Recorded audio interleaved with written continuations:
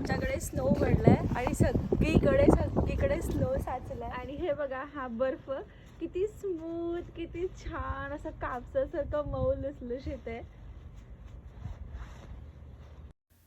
ही आहे आमच्या फ्रंट यार्डची आजची सिच्युएशन. बगल तिकडे सगळीकडे बर्फ साचला आहे. रात्री 8च्या दरम्यान स्नो पडायला सुरुवात झाली आणि त्यानंतर मिडनाईटपर्यंत जवळपास 7 ते 8 इंच एवढा लेअर साचला होता. आत्ता दुपारच्या टायमिंगला मी हे व्हिडिओ काढत आहे, त्यामुळे भरपूर असा स्नो वितळून गेलेला आहे. रोडवर इकडे तिकडे बघाल तर पूर्ण रोड पूर्ण स्नोने कवर झाला होता, जराही दिसत नव्हता. गवत पण तुम्ही बघू शकता की पूर्ण बर्फाच्या खाली लपलेला आहे. सगळीकडे 7 ते 8 इंच लेअरचा स्नो होता, पण रोडवरचा स्नो तर मीठ टाकून वितळवण्यात आला, कारण गाड्यांना येण्या जाण्यासाठी प्रॉब्लेम नको. आणि सकाळपासून ऊन आहे खूप, त्याच्यामुळे स्नो पण खूप फास्टमध्ये वितळत आहे.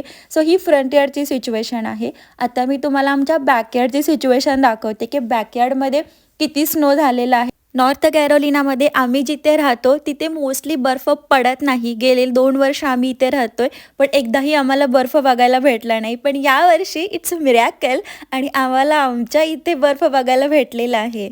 सो चला, हे बघा आमचं बॅकयार्ड. सगळीकडे स्नो साचलेला आहे. बर्फाचा खूप जास्त लेअर इकडे साचलेला आहे आणि बॅकयार्डचा बर्फ लवकर वितळत नाही, कारण इथे तुम्ही बघू शकता की खूप मोठी मोठी झाडं आहेत आणि सूर्यकिरण इथे कमी पोहोचतात जमिनीपर्यंत.